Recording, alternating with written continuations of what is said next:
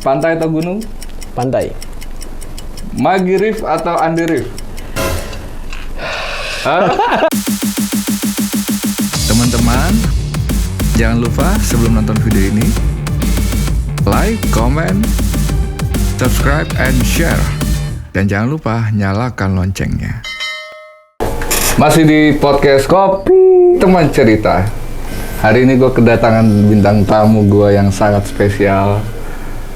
Tidak lain dari dia seorang rockstar dan termasuk idola gue juga. Dia adalah Jikun Rif. Thank you banyak bro. Iya, siap. Berkunjung mampir. Ya ampun. Teman kopi cerita ya. Kopi teman cerita. Mas? Kopi teman cerita. Kopi teman cerita. Oke. Kita ngopi dulu. Iya. Terus bro. Siap.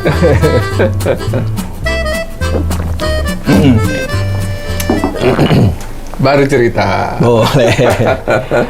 Banyak banget gua rasa cerita yang kita bisa explore.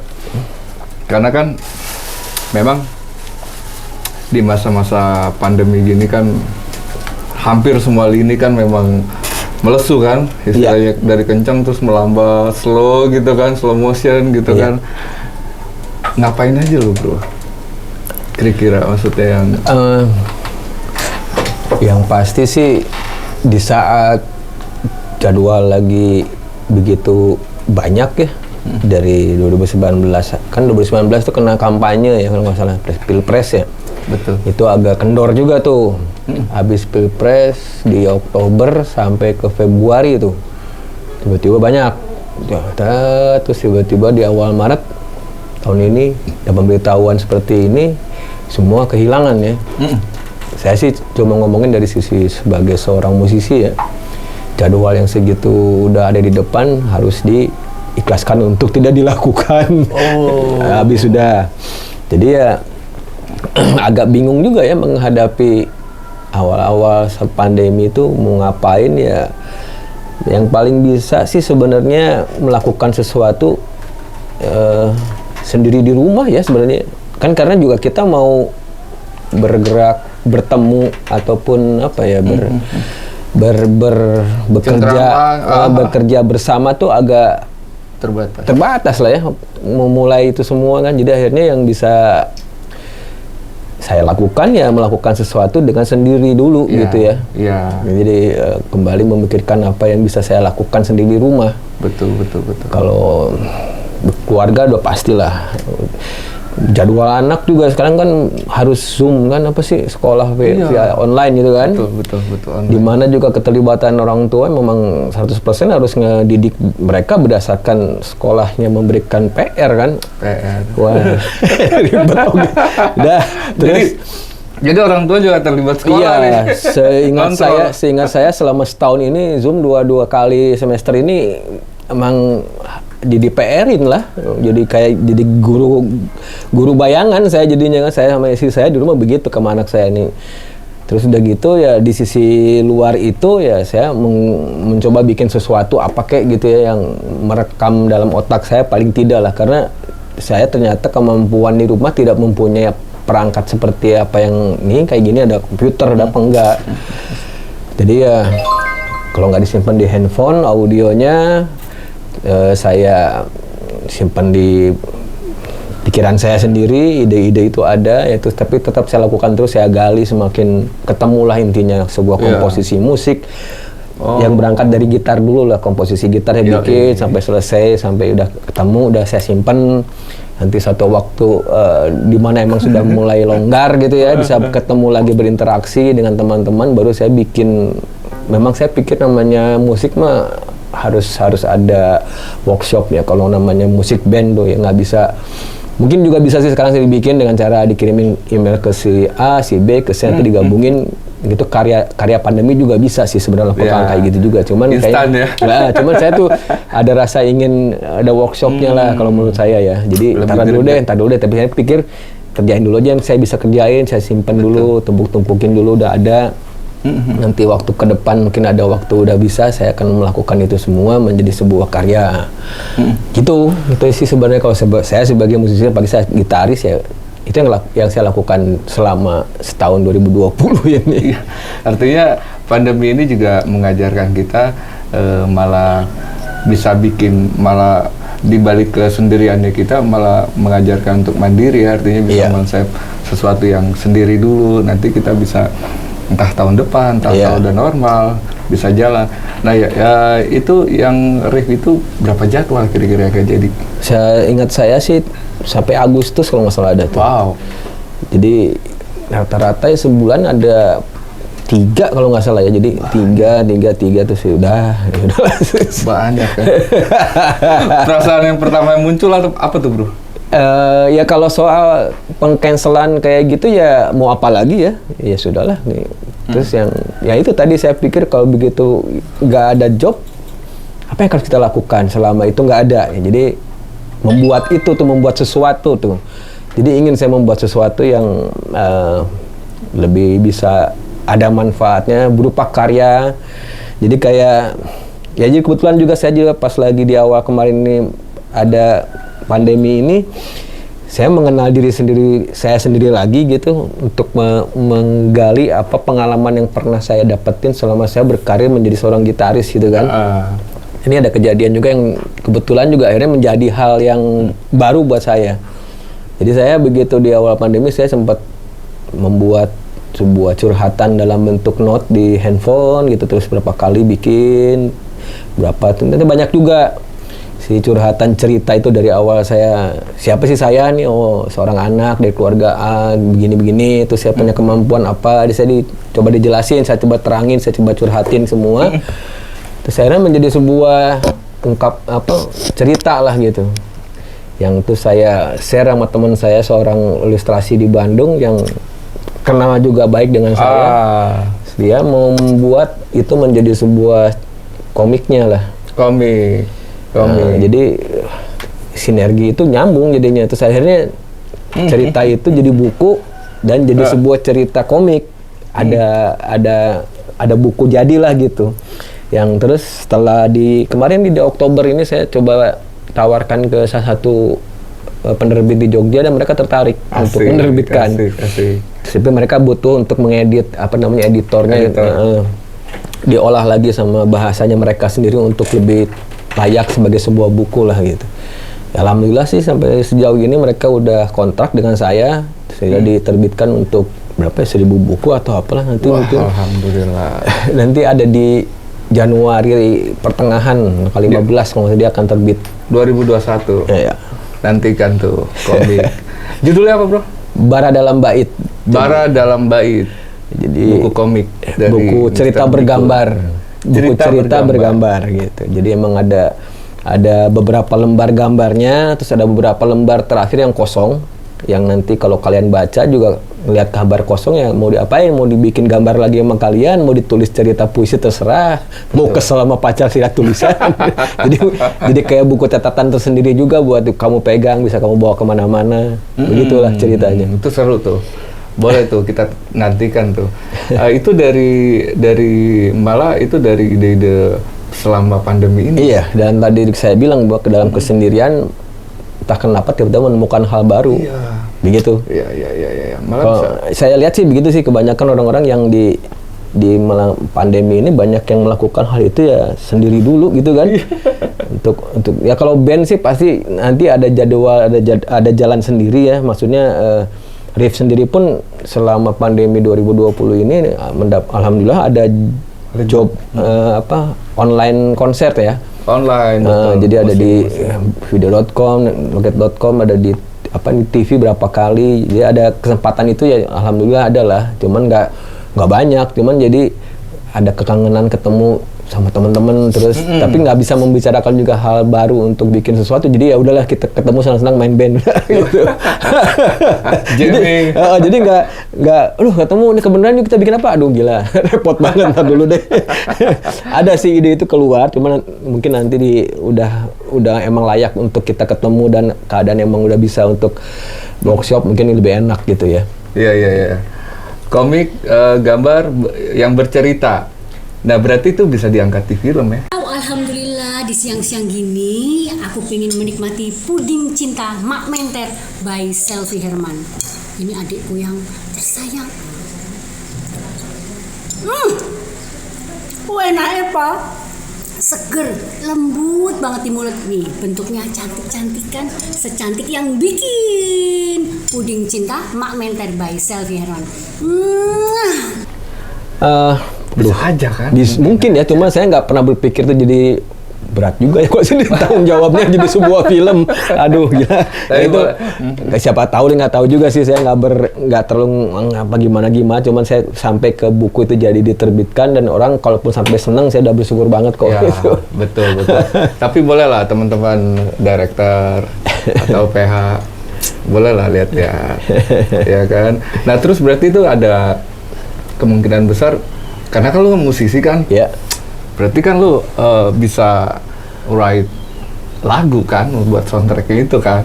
Iya kebetulan. Jadi begitu dia di antara waktu kemarin ini saya juga menemukan satu untayan gitar lah, alunan gitar. Di mana saya menemukan notasi kayak gini.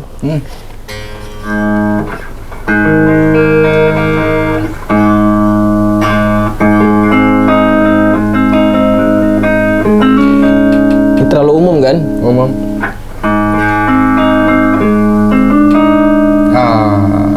Ini menemukan not ini, terus saya pikir jarang dipakai, malah saya coba pakai.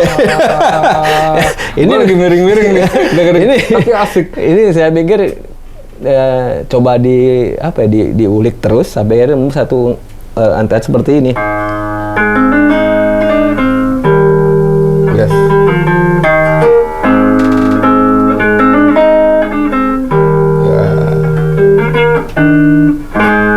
Nah ini anjrit, keren. Nah untayan ini tuh saya kayaknya nyambung sama si buku. Karena kalau saya bikinnya begini ya happy banget, seneng ya, dan ada itu kan terlalu seneng kalau ini. Nah, agak sedikit menakutkan, ada sesuatu yang terpikirkan dari masa lalu yang ingin disampaikan, tapi ternyata di buku itu ada ceritanya. Jadi buku itu menceritakan satu sisi kehidupan saya di mana saya pernah mencapai achievement lah. Semenjak saya karir 11 tahun itu di tempat tinggal saya dulu yang hangus terbakar. Waktu itu kan. Jadi kejadian itu akhirnya saya bikin masukkan lirik itu ke lagu tadi barusan. Saya bikin liriknya. Jadi memang sesuai dengan apa yang saya dapatkan, jadi saya tulisnya ketemukan nada, aku mainkan gitar. Benar, jadi saya lagi main gini, ketemukan nada gitu tadi. Enggak asik ya. Ketemukan nada ini, jadi aku mainkan gitar. Iya. Oh iya, oke, gue bikin. Dalam banget tuh. Dari cuma satu not itu ya, artinya riff itu aja ya, terus iya, kemudian terus dikembangin ya. Jadi begitu udah dari situ komposisinya sebenarnya mayor tapi agak sedih, terus begitu dibalikin ke refnya sih jadi minor ya.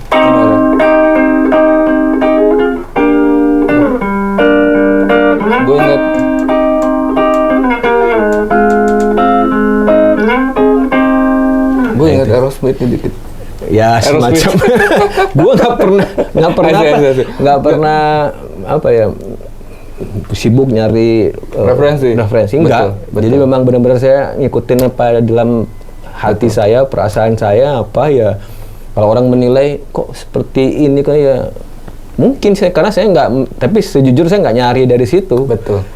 Makanya gue bilang kita kan dengan kita memainkan sesuatu kan itu kan cuma resonansi aja. Nah berarti kan si Aerosmith itu gue nggak tahu nih benar apa salah, tapi boleh kita coba ya, asal ngomong aja dulu. Ada proses kan dia bikinnya kan. Nah artinya gue ngerasa gue ngebatasin bahwa memang karyanya nggak sama, tapi mungkin prosesnya sama.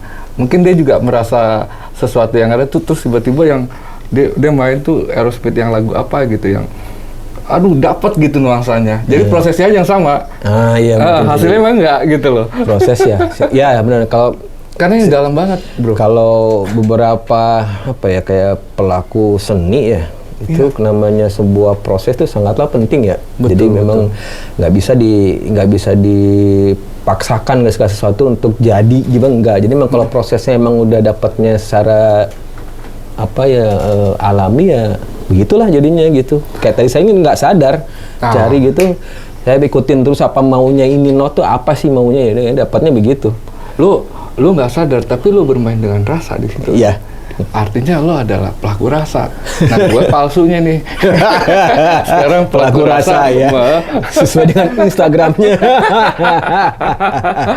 Makanya gue bilang ini keren banget, dan yang paling penting adalah gue pengen tahu liriknya apa sih. Karena ini menggambarkan isi hatinya Bro Jiko. Bakar dulu baru cerita lagi. Gue seneng banget nih ketemu pelaku rasa yang asli.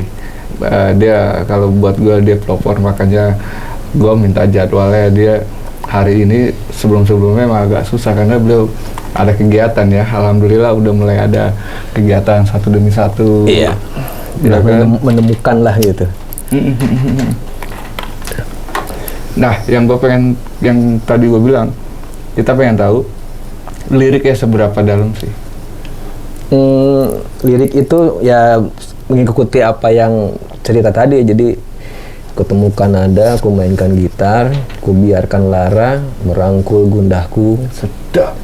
Terus teringat kembali bait tempatku di mana separuh hidupku bersinar gemilang di sana. Jadi itu tadi gue melihat bahwa pengalaman gue pernah merasakan bahwa achievement yang gue pernah dapetin selama 11 tahun tuh gue ada di situ. Ya Allah, terus ya hilang sirna dengan seperti api lah gitu. Kebakar ya? Iya, terbakar.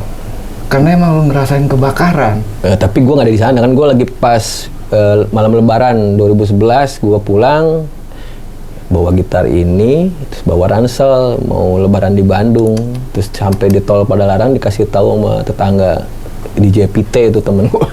Oh, Jiks itu tempat lu sorry banget kayaknya kebakaran deh. Hah? oh my god. Terus udah gitu ya gue suruh minta cek sama kru gue, datanglah mereka ngecek ke sana, ngasih tahu baru om ya benar bakaran. Ya udah gue mau gimana lagi. Gue nggak ada juga, saya harus balik ke tempat itu buru-buru untuk melakukan klarifikasi siapa yang melakukan ini. Udahlah. Jadi ya udah, aku sampai hari ini pun ya sudah agak sulit ya dikatakan lu mengikhlaskan sesuatu tapi masih kepikiran gitu. Jadi akhirnya yang bisa gue lakukan adalah melakukan curhatan ini dengan awalnya itu tadi curhatan gue, kehidupan gue selama karir gue main gitar di 26 tahun ini. Satu di antaranya curhatan itu, jadi menurut gue merasa lebih enak gitu, dengan nggak kebayang terus kepikiran terus ya udah gitu. Jadi gitulah dengan lagu itu, jadi saya merasa agak sedikit terbebaskan lah. Ya, ada perasaan lega ya, karena udah bentuk karya jadinya. Aduh, gue terkesima, terus gue juga empati. Makanya gue terbata-bata nih ngomongnya, jujur aja. Karena memang dari yang kita punya, yang kita cintai, terus tiba-tiba hilang, pasti ada perasaan kehilangan. Nah, perasaan lo kapan pertama kali lo tiba-tiba gue harus bangkit dari sini, gue harus move on dari sini? Dari kejadian itu, kejadian yang 2011 itu, begitu besokannya berapa hari kemudian pun ya saya harus sudah mulai menata kehidupan baru. Betul.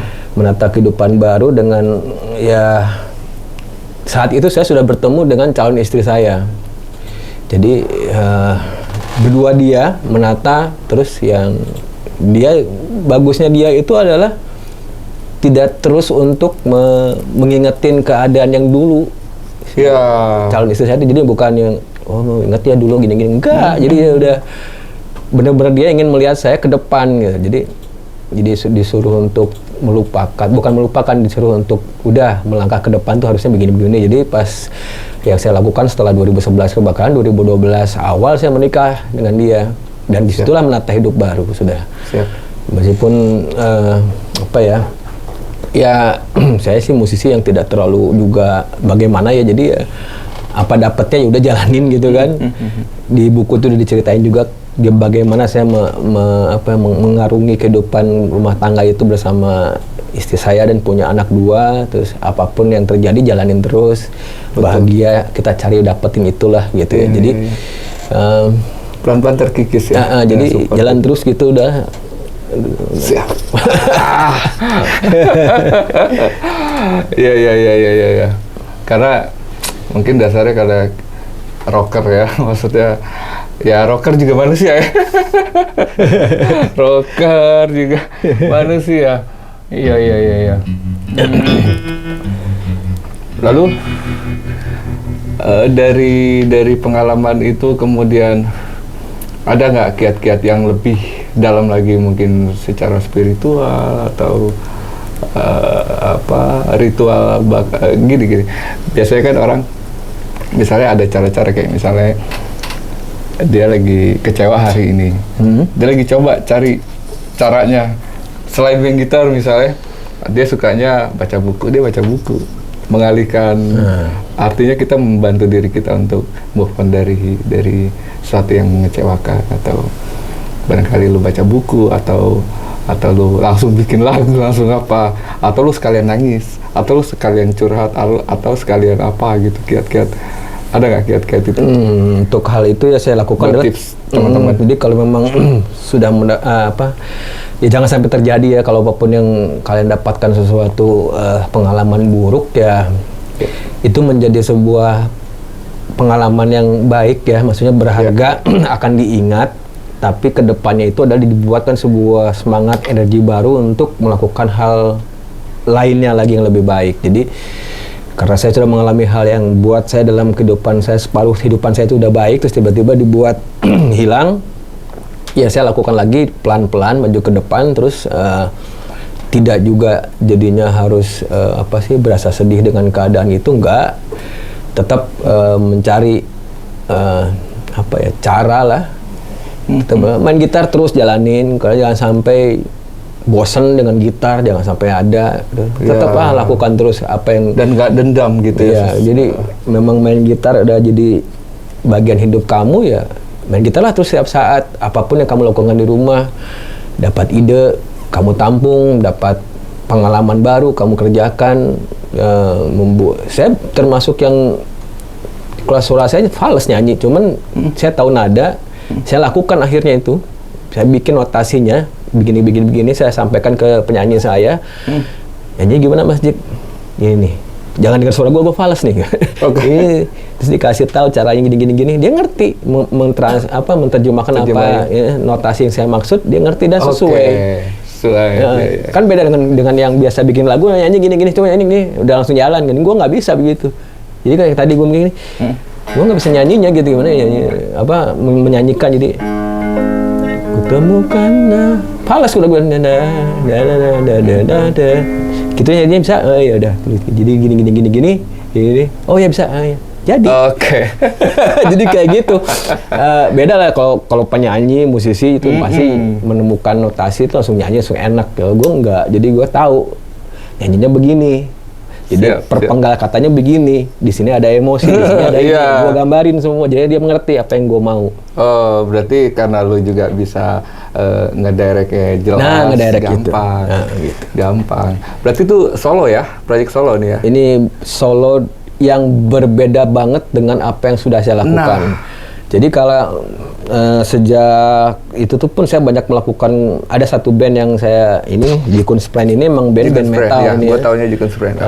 Jadi sejak itu saya bikin merubah metode band ini menjadi band yang heavy metal lah. Di situ pun saya membuat lirik dan mengkomposisikan musiknya gitu kan.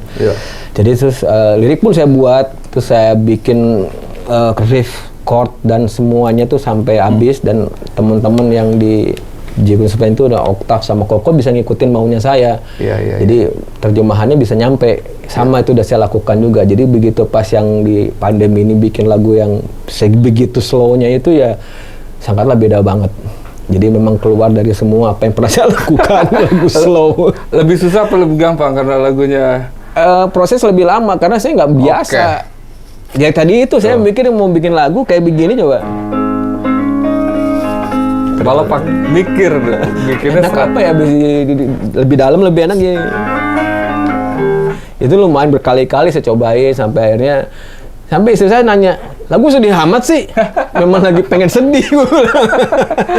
Maunya sedih memang lagi itu yang dirasain gitu. Merasakan saat itu tuh bener-bener lagi sedih, jadi kehilangan. Cuman kalau dibiarkan nggak diapa-apain mungkin jadi kepikiran terus kan. Betul. Jadi apa, ngeganjel.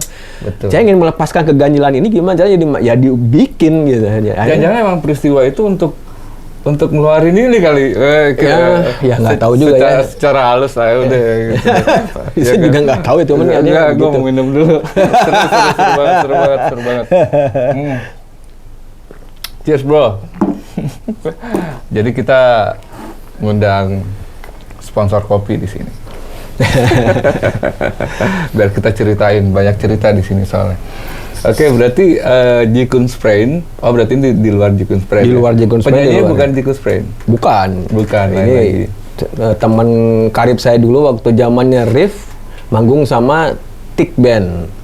Pernah ada tour kan dulu kan. Yes. Terus berlanjut di vokalisnya namanya Ogi, maksudnya sering main, sering ketemuan, terus jadi akhirnya juga ada apa ya, ada bentuk pekerjaan yang bisa dilakukan sama-sama. Nah, termasuk ini gitu. Jadi bikin ini, bantuin ke dia, bisa. Iya. Gitulah ceritanya. Kita sama-sama berharap yang terbaik buat Om Jiks, karena memang dia juga tegar, alhamdulillah tegar. Nah, Jikun Sprain sama Riff itu duluan mana sih? Riff lah.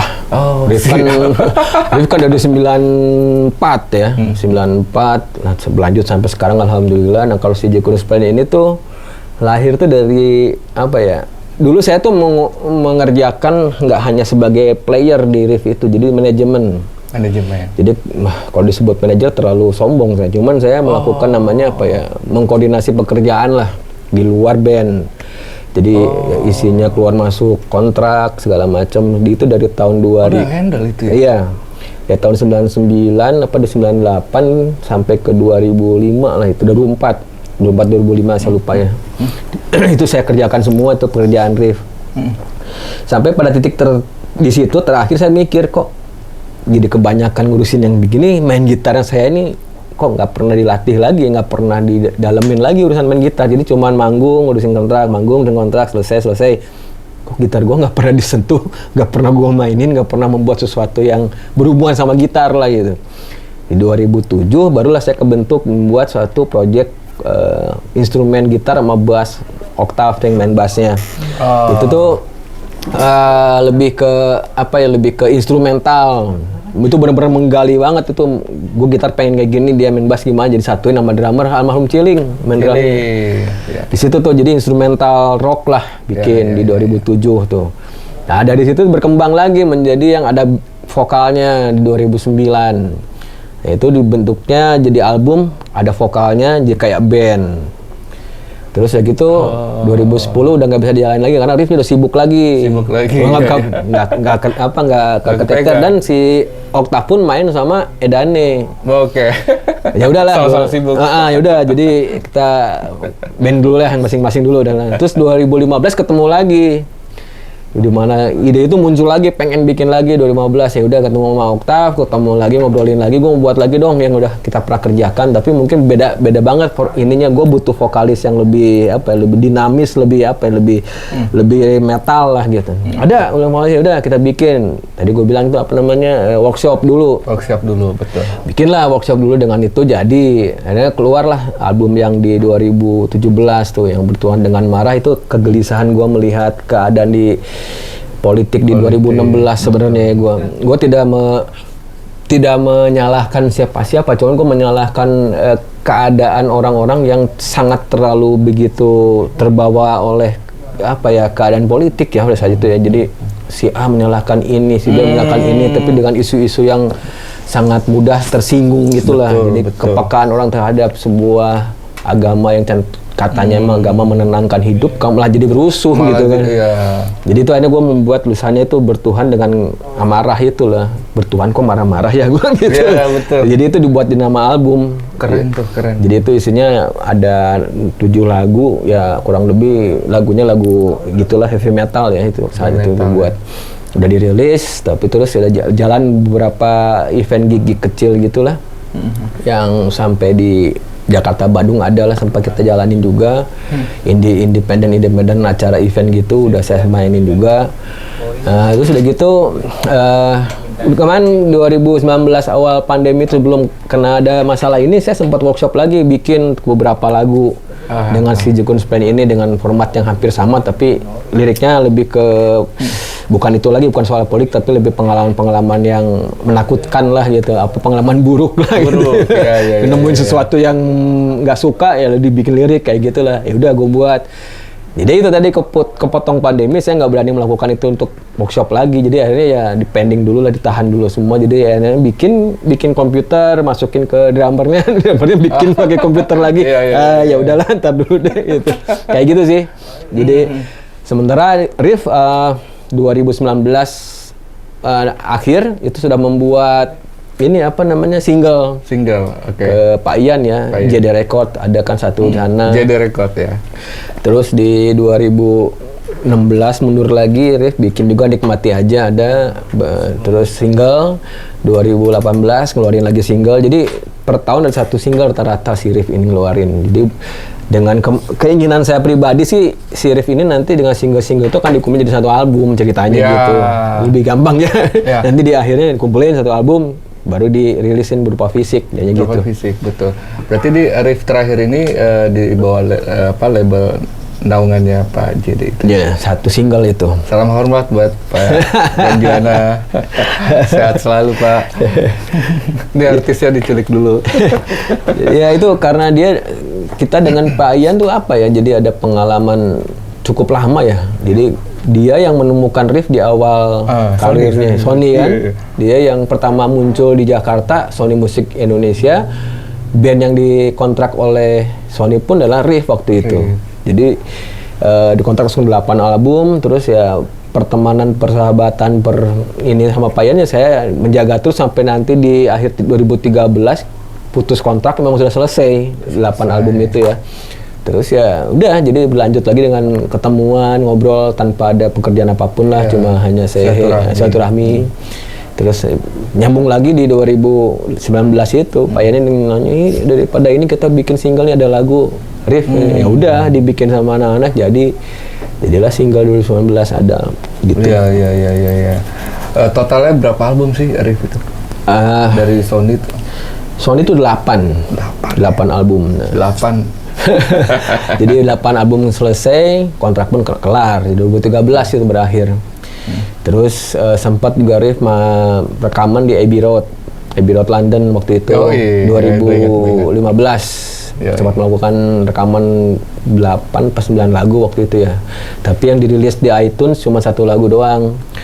Karena pada akhirnya tidak ada kesepakatan itu akan dijual di mana, dengan label mana, jadi nggak ketemu jawabannya. Jadi akhirnya entah kapan lah itu akan keluar. Iya gitu. Gue inget bro, kalau nggak salah itu tahun berapa, gue juga lupa sebetulnya persisnya. Riff ini soundtrack Spider-Man.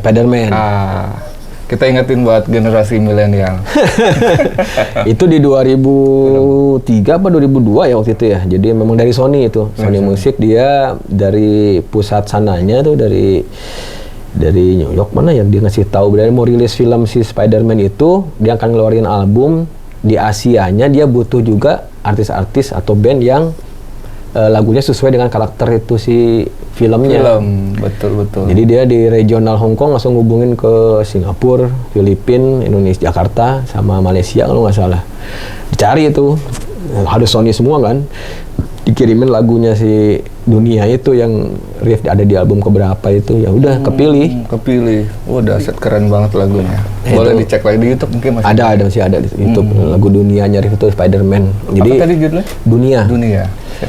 Nah itu ya ada di kompilasinya albumnya Spider-Man yang mana ya gue lupa filmnya itu ya. Pokoknya adalah Spider-Man itulah.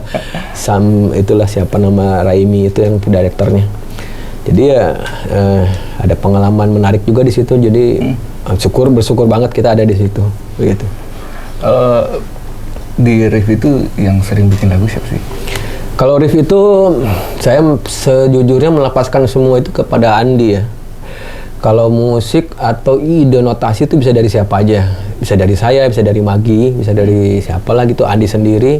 Tapi untuk meliriknya sendiri kebanyakan Andi, karena yang mau gimana pun dia yang nyanyi ya. Jadi mungkin akan akan lebih leluasa dia menyampaikan inspirasi hasrat dia lah gitu dengan ide-ide lirik. Kalau saya kasih lirik saya sendiri, kasih dia, belum tentu dia akan bisa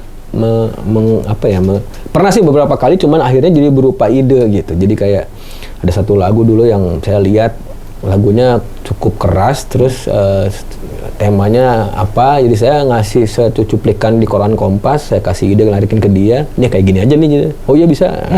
Ide-ide itu ada, cuman kalau saya membuat khusus sendiri kasih ke Andi kayaknya dia belum pernah. Itu semua Andi yang ngerjain. Iya. Cuma kalau kayak lagu apa nyari notasinya gini-gini ya itu dari saya bisa gitu. Betul. Iya. Kalian termasuk cepat ya bikin album ya?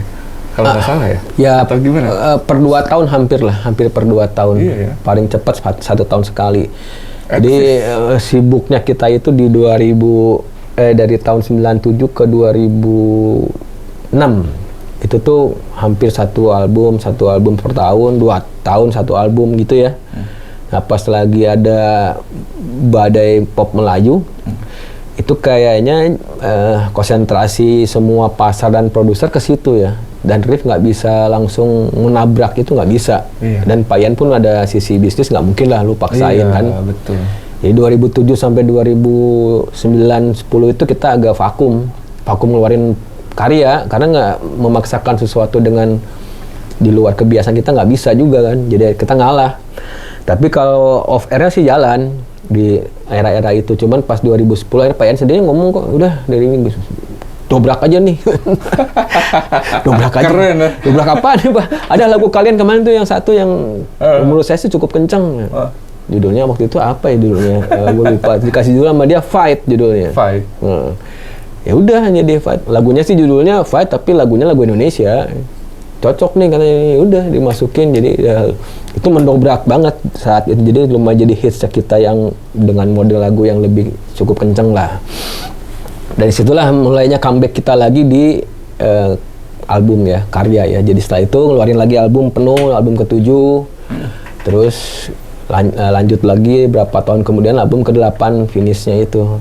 Jadi udah selesai 2013. Kita memutuskan untuk keluar karena udah tanggung jawab 8 album sudah selesai gitu kan. Pertama kali lu megang gitar umur berapa sih? SMP kelas 2. Kelas 2 ya. Itu karena keadaan memaksa saya untuk bermain gitar. Karena saya harus dites seni musik. Seni musik kalau saya waktu SMP masa pianika sih nggak keren banget. Nggak cocok. Masa suling sih, main suling lagu nggak asik. Tapi saya ngeliat tongkrongan waktu itu kan SMP saya itu kan adalah lingkungannya Cikaso tuh di Bandung, anak band semua. Seniornya mereka tuh anak band. Kalau SMP saya cuma nongkrong ngikutin ngeliatin mereka tuh kayak yang asik ngumpul main gitar. Lagunya padahal lagu Beatles, lagu Rolling Stone gitu kan. Cikaso terkenal dengan itu karena dia ada anak-anak Beatles band Bandung lah apa gitu. Ada Rolling Stone-nya gitu kan di Cikaso. Keren-keren lah menurut gua saat itu ya. Pasti. Jadi gua terpengaruh melihat itu, pengen banget bisa main gitar. Ini gua beli gitar seharga 5.000 perak, duitnya dari eyang gua masih ingat. Belinya di Cicadas. Itu anehnya tokonya gini, toko di Bandung dulu tuh bukan toko musik khusus, tapi toko musik yang bersatu dengan toko alat olahraga. Toko ada gantung gitar, tapi ada raket-raket tenis juga, ada raket-raket badminton, ada bola-bola basket, ada apa terus tapi ada sepatunya, tapi ada gitar juga ya, udah gue beli di situ. Lu beli sendiri? Beli sendiri. 5.000 perak. Enggak, gue beli sendiri. 5.000 perak masih inget.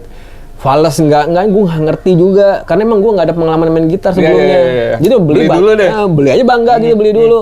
Pulang ke rumah nggak bisa nyetel, nggak bisa nyetem, buta, nggak ngerti karena memang nggak ada pengalaman. Beruntungnya saya kalau dipikir-pikir ya, orang kalau Sorry, punya bro.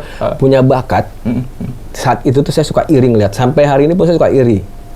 Orang yang lahir terbakat dengan musik Iya. dan orang yang otodidak berlatih itu beda banget. Tapi kalau yang dia punya bakat turunan dari sananya udah mau musisi, bisa kenal not, bisa kenal itu fals apa enggak. Iya, betul.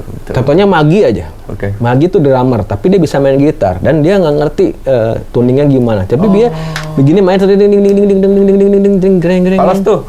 Ya, ini falas ini. Udah enak, main aja. Seenaknya dia. Gila. Terus gue tanya itu chordnya apa aja? Nggak tahu, teuing naonnya ya kieu pokoknya ya gitu. Oh oke. Dia ada apa ya? Ada Rasa di sana. Ada rasa yang dia lakukan. Pelaku rasa juga, satu Magiri. Itu ada rasa yang dia lakukan di situ yang saya pikir dulu tuh lihat kok bisa dia gitu. Sementara pengalaman saya waktu SMP, saya nggak bisa melakukan itu sama sekali. Jadi saya tuh falas apa? Cuman bapak almarhum bilang itu gitar falas gitu. Oh juga ya. Kok Ada tahu bakat sih? juga Bu Kafe. Almarhum bapak itu bukan tipikal musisi, tapi dia main ukulele seneng. Biasa itu kan zaman dulu kan, dia zaman dulu masih muda suka main-main gitu. Keroncong nggak? Bukan. Ya semacam itu gitulah, cuman dia tidak mendalami. Jadi dia cuma tahu suara itu fals. Terus saya harus ngulik kemana, harus saya nyetem kemana, saya bawa ke Cikaso dari pakai angkot. Nah, kayak angkot ke rumah temen gue ngumpul-ngumpul itu kasihin, tolong stemin gitar dong. Udah di stemin, nih udah falas. Enggak udah ini udah benar, udah enak juga nih mainin. Terus dikasih tahu lagunya nih, kalau lagu ini gini. Belajarlah latihan chord di kelas 2 SMP itu kelas 2. Terus sampai pada hari tes di mana saya harus melakukan seni musik, lagunya lagu Bimbo. Tuhan yang Maha Esa. Itu yang masih ingat nggak lagu ini gimana sih? Tuhan. Tahu yang mana lagunya? Ya kayak gitu deh. Jadi gue latihan itu tuh dan akhirnya ujian ya lulus lah, alhamdulillah. Tapi ya berlanjut. Setelah itu saya ada tantangan lah dengan gitar itu, saya harus bisa main gitar dengan baik. Semuanya saya ngulik-ngulik lagu. Kan karena belajar dari orang Cikaso itu ngasih tau ngulik tuh gini nih pakai kaset tuh dengerin buset kaset tak. Jadi benar pengalaman itu saya itu berharga banget. Keren. Pulang ke rumah saya dapatin kaset-kaset apa, saya coba ulik samain. Oh jadi situlah caranya mengenal main gitar. Saya di SMA udah mulai mulai lebih lah gitu. Saya udah mulai nyoba latihan ke studio. Yang ada sewaan gitar elektrik gitu sama teman-teman, udah mulai nyoba itu. Saya meningkat kemudian jadi akhirnya semakin dalam lah, semakin hobi ini semakin ngulik sayanya gitu sampai saya pas lagi masuk kuliah tingkat pertama baru saya bikin gitar elektrik, bikin bukan beli. Bikin bos. Jadi saya di Bandung ada informasi pengrajin gitar elektrik, datangin ke sana. Berapa gitu, 50.000 masih ingat tuh. Itu gitar Tahun body berapa tuh? Tahun 88. Oke, 50.000. Ya SMP Ya. kelas 2 itu kan 82 ya. Udah mahal termasuk ya? 82 waktu itu saya SMP, 88 saya baru bisa bikin gitar. Gila. 50.000 udah semua jadi Artinya lo bikin order sama orang? Iya, Ya, orang si pengrajin custom. gitar itu custom. Terus. Udah saya bikin lumayan tuh, jadi buat latihan di rumah tuh. Jadi sebelum sampai semua ini benar saya gitaris rumahan, gitaris kamar, apapun istilahnya saya sudah melakukan itu. Jadi saya ngulik tiap hari main gitar. Saya nggak pacaran, saya nggak main sama teman-teman.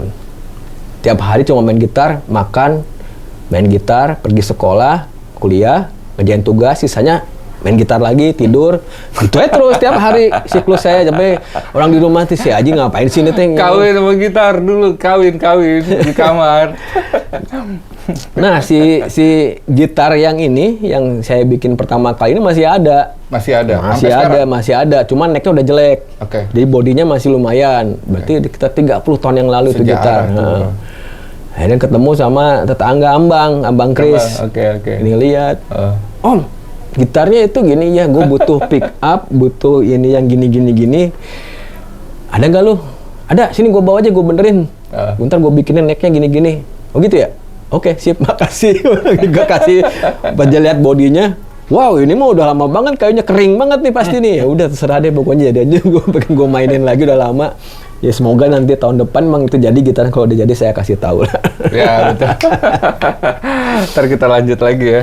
Ngopi dulu lagi.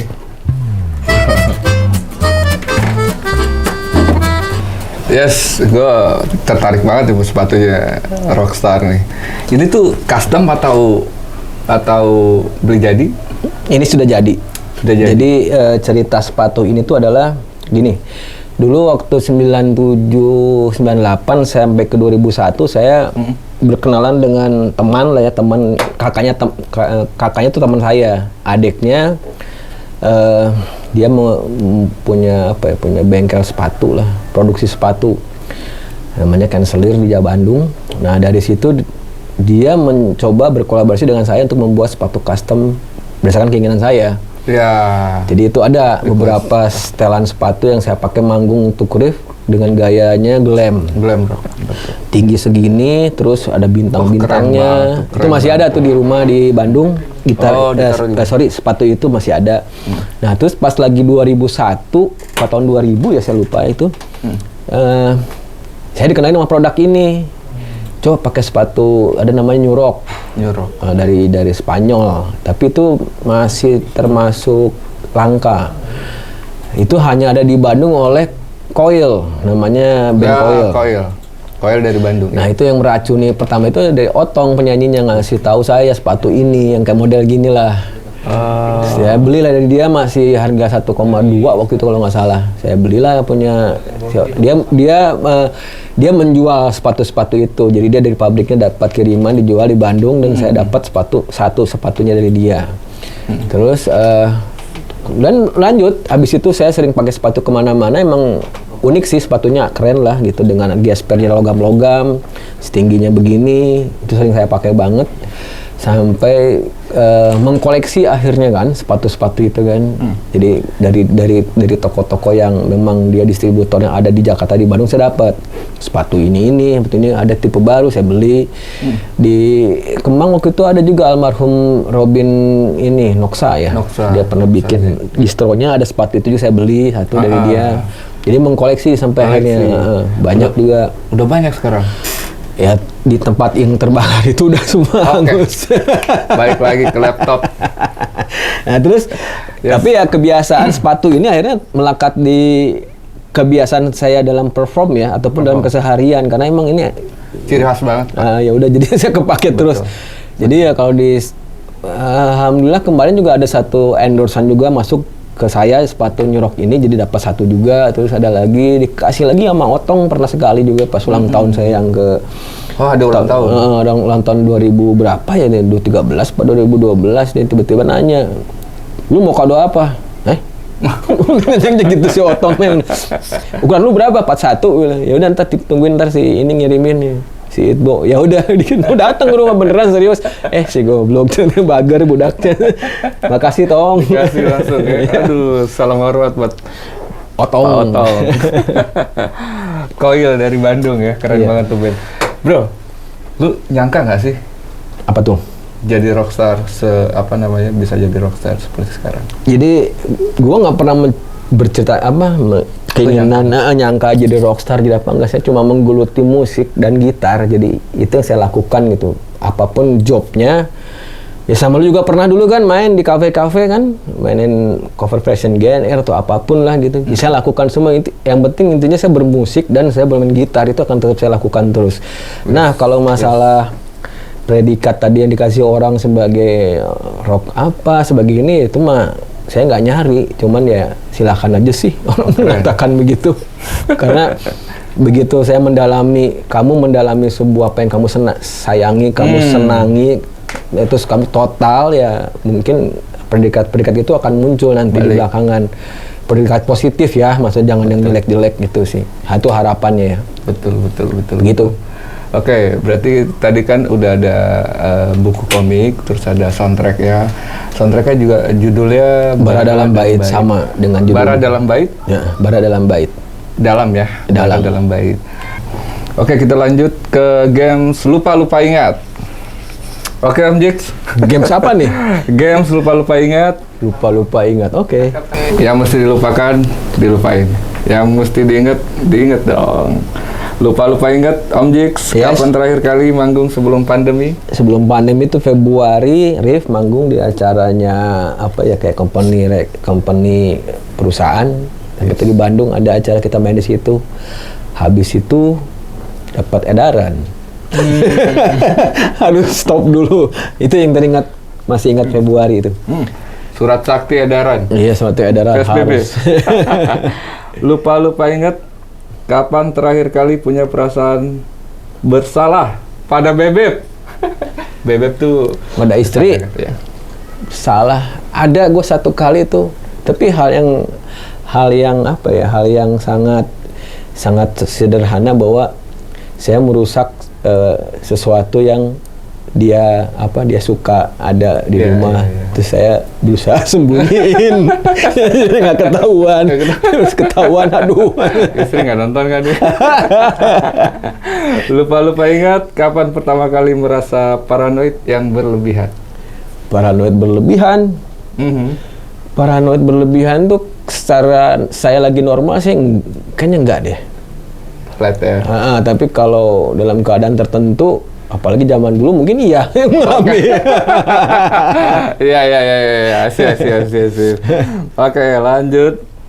Lupa ingat kapan terakhir kali pertama kali jatuh cinta pada gitar Gibson? 299 itu gara-gara si JPI Ivan. Dia tur sama Bumerang, Yes. Rif, terus dia ngomong sama saya, bro, ganti lagi gitar pakai Gibson nih. Oke, dulunya apa?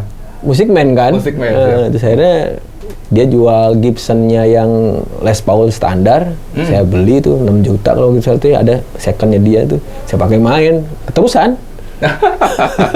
Jatuh cinta. Dari nyoba jatuh cinta. Yes. Lupa ingat kapan terakhir kali merasa bahagia banget? Bahagia banget. Belakangan ini saya bahagia banget dengan kehadiran anak kedua ya. Jadi tahun 2018 akhir, sorry. Itu bahagia, saya merasakan ada kehadiran tambahan momongan. Yes.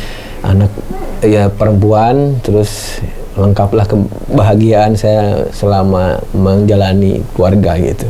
Yes. Lanjut sekali lagi. Lupa ingat kapan terakhir kali bilang I love you pada orang kesayangan? Sama istri. Jadi ini ada budaya kalau saya di rumah, selalu saya harus menyampaikan kata I love you itu ke anak dan istri. Jadi jadi kebiasaan sebelum tidur love you. Yes, Jadi yes. berangkat pun love you gitu. Jadi budaya. Saya membiasakan hal itu, jadi biar terbiasa aja dengan hal itu. Boleh kita patuh panut. Sorry, belibet. Intinya adalah poinnya adalah seorang rockstar, cinta keluarga. The best bro, the best. Oke, kita lanjut di games tanya cepat, jawab cepat. Pantai atau gunung? Pantai. Magi Rif atau Andi Rif? Dua-duanya. Magi Rif. Kenapa? Ya, dia seperti adik. Yes. Jadi kalau Andi tuh kan sama sepantaran, jadi ya brother banget. Kalau Magi tuh kayak adik. Yes. Oke. Cantik atau nyaman? Nyaman. Kenapa? Karena saya lebih suka nyaman keadaan ya. Kalau cantik, apapun bentuknya cantik ya, nggak cuma fisik seseorang, tapi kalaupun keadaannya cantik tapi ternyata nggak buat nyaman, susah ya. Yes. Beliau pelaku rasa. Urusan dengan rasa. Nyantai atau didesak? Nyantai. Ngopi sekali lagi bro. Cheers. Yo. Baru kita lanjut. Menyendiri atau rame-rame? Waduh, tergantung ya. Tergantung. Okay. Tergantung. Tapi jawab salah satu. Kali ini gue lebih suka rame-rame. Kangen bro, bawaannya kangen. Silaturahmi. Yes. Kita lanjut. Ngebanding atau dibanding? Ngebanding lah. Sebagai laki-laki. Laki mah ngebanding. Gue gak usah tanya kenapa. Chico Jericho atau Abimana Arya Setia, pemain Gundala. Chico Jericho nih filosofi kopi. Atau? Silakan pilih. Atau Abimana Arya Setia. Si Gundala itu ya? Iya. Chico deh. Chico, oke. Salam hormat Om Chico. Kemudian Ed Sarani atau Ian Anton? Gue juga malu nih. Jemputinnya agak grogi nih. Ditanya itu dua sosok itu gue bingung. Karena dua-duanya emang bener-bener melahirkan seorang saya. Yes. Dua-duanya punya kelebihan, dua-duanya punya hebatan masing-masing. Aduh, yang mana ya? Oke, skip. Ed deh udah. Ed Sarani. Salam hormat Om. Duh, maaf Om Ian, bukan Om apa-apa. Ian, Ini mah salam pertanyaannya nih. Ini kan cuma selera. Games, namanya juga games. Lionel Messi atau Cristiano Ronaldo? Wow. Dua-duanya ini ya, Messi-nya. Messi ya, lincah gitu. Wih, ada fans Messi tuh, Barca. Andre Taulani atau Sule? Sule. Jangan-jangan dari Bandung sama-sama nih. Tapi emang Sule keren banget. Humanisme atau religiusme? Apa ya, manusia atau ketuhanan ya, sebenarnya semua berkaitan ya. Cuman kalau kali-kali belakangan ini saya lebih suka melihat perilaku orang, jadi ya humanisme lah. Oke, nggak apa-apa. Keren. Perilaku orang ya gue lagi suka. Ya. Kalau Tuhan udah pastilah itu. Nah, betul banget kan? Aku rasa memang gitu, menjaga humanisme, hubungan antar manusia juga. Wulan Guritno atau Dian Sastro? Wardoyo. Wow. Dian Sastro lah, suka lihat iklannya kok. Oke. Yang gampang gua. Yes. Susu atau madu? Anakku susu. Itu dari hati, bro. Siapa ya, ngerti ya, paham ya. Anakku susu, yes. Kita butuh susu memang. Cukup ya. Kali ini cukup. Karena ini semua merangkum cerita kita. Sekarang kita lanjut ke suka dukanya deh. Sebelum kita tutup, kita tanya suka dukanya Om Jik selama menjadi rockstar dari perjalanan karirnya. Karena ini kan Kopi Teman Cerita. Kita minta dia cerita lagi. Suka dukanya apa, Om? Suka duka ya. Saya nggak tahu ya, kalau suka sih saya berusaha untuk setiap hari menjadi suka ya, senang, bahagia gitu ya. Banyak pengalaman baru, banyak apa yang Rif lakukan, apapun band yang Jiko lakukan tuh suka, senang semua. Kalau duka itu ya berhubungan dengan sesuatu yang sangat disayangkan ya. Saya sih paling ini yang kemarin sampai saya membuat buku itu ya karena hal kebakaran itu saya ada duka di situ. Ya. Dan mengeluarkan sebuah karya tulisan, buku cerita dan lagu soundtracknya ya. Jadi seperti itulah yang pernah saya alamin. Jadi duka-duka lain ya, almarhum bapak saya sudah meninggal, itu juga hal yang sangat cukup memukul saya di 2014 waktu itu ya. Terus apa lagi ya? Ya sudah, saya rasa garis besarnya itu ya. Saya. Kalau lo sebagai gitar, lo pengen jadi apa dari gitar itu? Organnya gitar itu? Gitar. Ya. Saya memilih jadi apa ya? Bodi kayunya inilah. Karena tanpa bodi kayu yang apa ya, yang mumpuni ya, suara gitar akan ini tidak sesuai gitu ya. Kalau lo jadi imajinasi gokil apa yang belum pernah terrealisasi? Imajinasi gokil apa ya? Superhero aja. Superhero. Gitaris hero. Basmi. Yes, keren banget. Kalau lo jadi makna, lo bisa maknain apa tentang perjalanan karir lo sampai sekarang? Entah di keluarga, entah karir dan keluarga, apa yang lo bisa maknain? Bilang aja, sebut saja satu benda atau apa perumpamaan barangkali. Makna hidup yang saya jalanin adalah apa ya?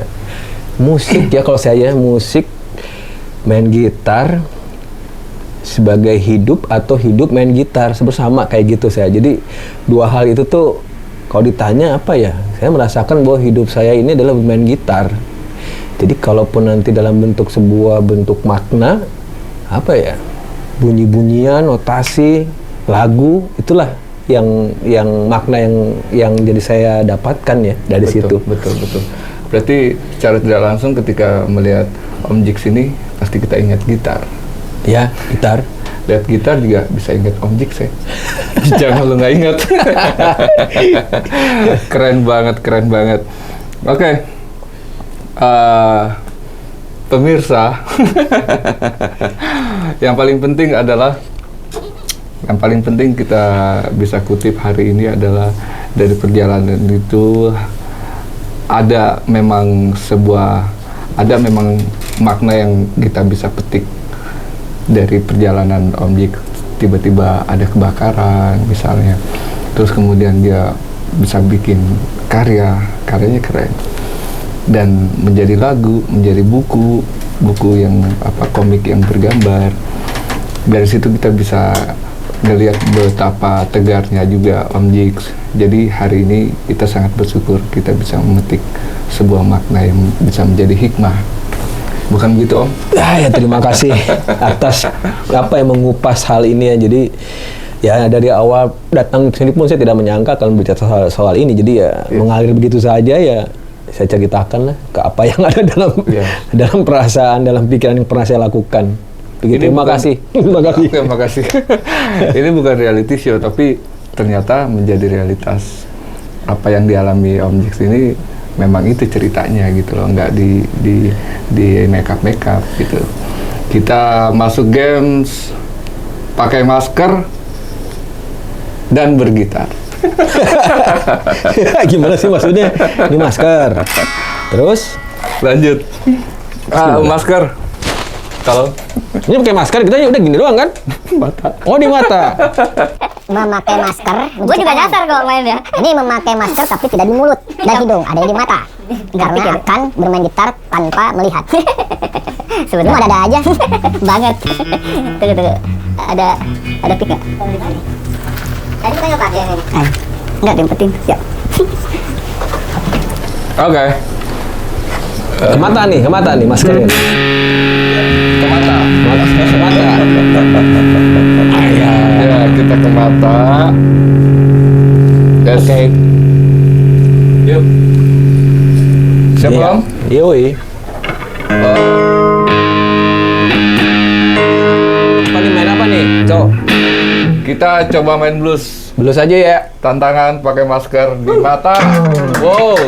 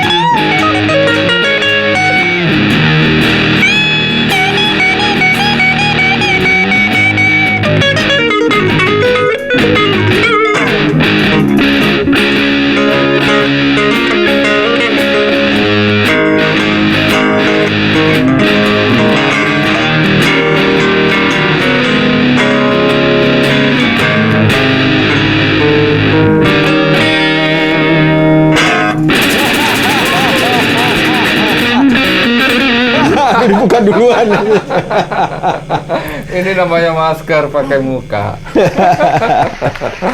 Sip, see you di kopi. Ya, sip. Terima kasih, Cok. Thank you banyak, Om Jix. Pelaku rasa nih. Laku rasa beneran. Ntar nih, apa namanya? Kopi teman cerita. Kopi teman cerita. Aco Jibrani TV. Enjoy. Yes, siap.